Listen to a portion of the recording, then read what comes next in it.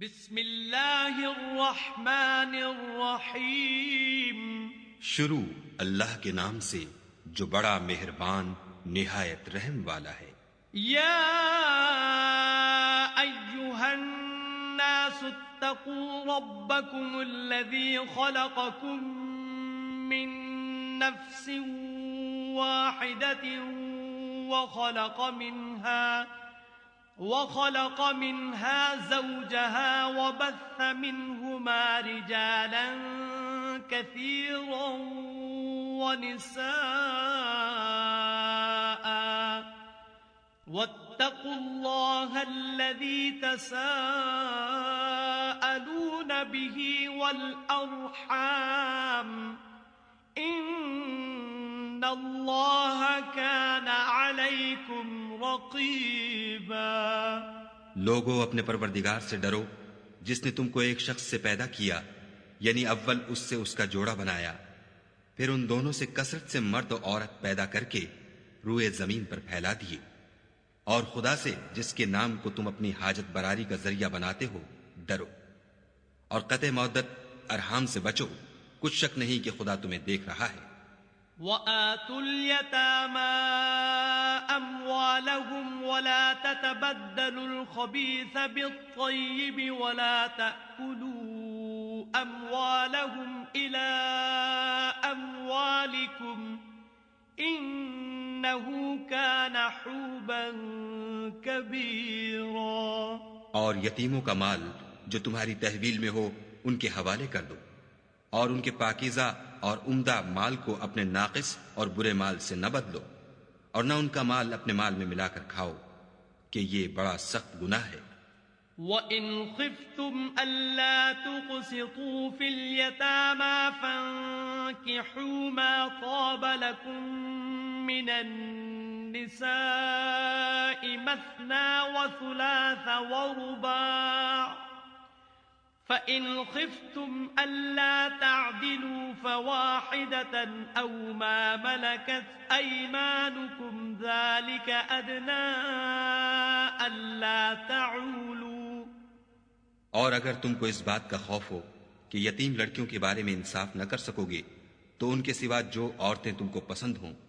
دو دو یا تین تین یا چار چار ان سے نکاح کر لو، اور اگر اس بات کا اندیشہ ہو کہ سب عورتوں سے یکساں سلوک نہ کر سکو گے تو ایک عورت کافی ہے، یا لونڈی جس کے تم مالک ہو، اس سے تم بے انصافی سے بچ جاؤ گے۔ وَآتُوا النِّسَاءَ صَدُقَاتِهِنَّ نِحْلَةً فَإِن طِبْنَ لَكُمْ عَن شَيْءٍ مِّنْهُ نَفْسًا فَكُلُوهُ هَنِيئًا مَرِيئًا۔ اور عورتوں کو ان کے مہر خوشی سے دے دیا کرو، ہاں اگر وہ اپنی خوشی سے اس میں سے کچھ تم کو چھوڑ دیں تو اسے ذوق و شوق سے کھا لو۔ وَلَا تُؤْتُوا السُّفَهَاءَ أَمْوَالَكُمُ الَّتِي جَعَلَ اللَّهُ لَكُمْ قِيَامًا وَارْزُقُوهُمْ فِيهَا وَاكْسُوهُمْ وَقُولُوا لَهُمْ قَوْلًا مَّعْرُوفًا۔ اور بے عقلوں کو ان کا مال جسے خدا نے تم لوگوں کے لیے سبب معیشت بنایا ہے مت دو، ہاں اس میں سے ان کو کھلاتے اور پہناتے رہو اور ان سے معقول باتیں کہتے رہو۔ وَابْتَلُوا الْيَتَامَى حَتَّى إِذَا بَلَغُوا النِّكَاحَ فَإِنْ آنَسْتُم مِّنْهُمْ رُشْدًا فَادْفَعُوا إِلَيْهِمْ أَمْوَالَهُمْ وَلَا تَأْكُلُوهَا إِسْرَافًا وَبِدَارًا أَن يَكْبَرُوا، وَمَن كَانَ غَنِيًّا فَلْيَسْتَعْفِفْ وَمَن كَانَ فَقِيرًا فَلْيَأْكُلْ بِالْمَعْرُوفِ، فَإِذَا دَفَعْتُمْ إِلَيْهِمْ أَمْوَالَهُمْ فَأَشْهِدُوا عَلَيْهِمْ وَكَفَى بِاللَّهِ حَسِيبًا. اور یتیموں کو بالغ ہونے تک کام کاج میں مصروف رکھو، پھر بالغ ہونے پر اگر ان میں عقل کی پختگی دیکھو تو ان کا مال ان کے حوالے کر دو، اور اس خوف سے کہ وہ بڑے ہو جائیں گے، یعنی بڑے ہو کر تم سے اپنا مال واپس لے لیں گے، اس کو فضول خرچی اور جلدی میں نہ اڑا دینا۔ جو شخص آسودہ حال ہو اس کو ایسے مال سے قطعی طور پر پرہیز رکھنا چاہیے، اور جو بے مقدور ہو وہ مناسب طور پر یعنی بقدر خدمت کچھ لے لے، اور جب ان کا مال ان کے حوالے کرنے لگو تو گواہ کر لیا کرو، اور حقیقت میں تو خدا ہی گواہ اور حساب لینے والا کافی ہے۔ للرجال نصيب مما ترك الوالدان والأقربون وللنساء نصيب مما ترك الوالدان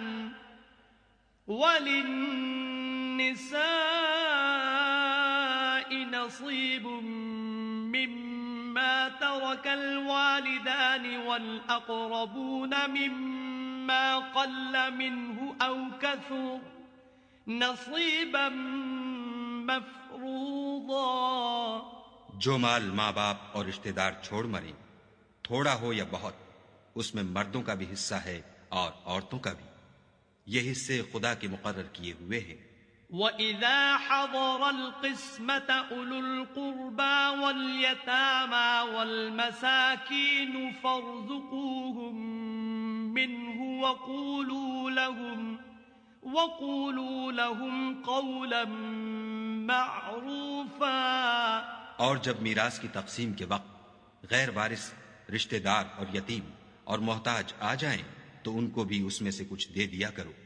اور شیریں کلامی سے پیش آیا کرو۔ وَلْيَخْشَ الَّذِينَ لَوْ تَرَكُوا مِنْ خَلْفِهِمْ ذُرِّيَّةً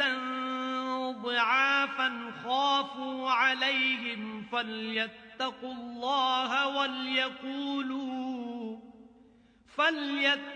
اللَّهَ وَلْيَقُولُوا قَوْلًا سَدِيدًا۔ اور ایسے لوگوں کو ڈرنا چاہیے جو ایسی حالت میں ہوں کہ اپنے بعد ننھے ننھے بچے چھوڑ جائیں، اور ان کو ان کی نسبت خوف ہو کہ ان کے مرنے کے بعد ان بیچاروں کا کیا حال ہوگا، بس چاہیے کہ یہ لوگ خدا سے ڈریں اور معقول بات کہیں۔ ان الذين يأكلون اموال اليتامى ظلما انما يأكلون في بطونهم نارا وَسَيَصْلَوْنَ سَعِيرًا۔ جو لوگ یتیموں کا مال ناجائز طور پر کھاتے ہیں وہ اپنے پیٹ میں آگ بھرتے ہیں اور دوزخ میں ڈالے جائیں گے۔ يُوصِيكُمُ اللَّهُ فِي أَوْلَادِكُمْ لِلذَّكَرِ مِثْلُ حَظِّ الْأُنثَيَيْنِ فَإِن كُنَّ نِسَاءً فوق اثنتين فلهن ثلثا ما ترك وإن كانت واحدة فلها النصف ولأبويه لكل واحد منهما السدس مما ترك إن كان له ولد فإن لم يكن له ولد وورثه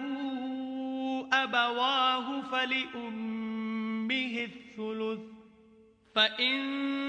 كان له إخوة فلأمه السدس من بعد وصية يوصي بها أو دين آباؤكم وأبناؤكم لا تدرون أيهم أقرب لكم نفعا فريضة من الله إن الله كان عليما حكيما۔ خدا تمہاری اولاد کے بارے میں تم کو ارشاد فرماتا ہے کہ ایک لڑکے کا حصہ 2 لڑکیوں کے حصے کے برابر ہے، اور اگر اولاد میت صرف لڑکیاں ہی ہوں یعنی 2 یا 2 سے زیادہ تو کل ترکے میں ان کا 2/3، اور اگر صرف ایک لڑکی ہو تو اس کا حصہ نصف، اور میت کے ماں باپ کا یعنی دونوں میں سے ہر ایک کا ترکے میں 6واں حصہ، بشرطے کہ میت کے اولاد ہو، اور اگر اولاد نہ ہو اور صرف ماں باپ ہی اس کے وارث ہوں تو 1/3 ماں کا حصہ، اور اگر میت کے بھائی بھی ہوں تو ماں کا 6واں حصہ، اور یہ تقسیم ترکہ میت کی وصیت کی تعمیل کے بعد جو اس نے کی ہو یا قرض کے ادا ہونے کے بعد جو اس کے ذمے ہو عمل میں آئے گی۔ تم کو معلوم نہیں کہ تمہارے باپ دادوں اور بیٹوں پوتوں میں سے فائدے کے لحاظ سے کون تم سے زیادہ قریب ہے؟ یہ حصے خدا کے مقرر کیے ہوئے ہیں، اور خدا سب کچھ جاننے والا اور حکمت والا ہے۔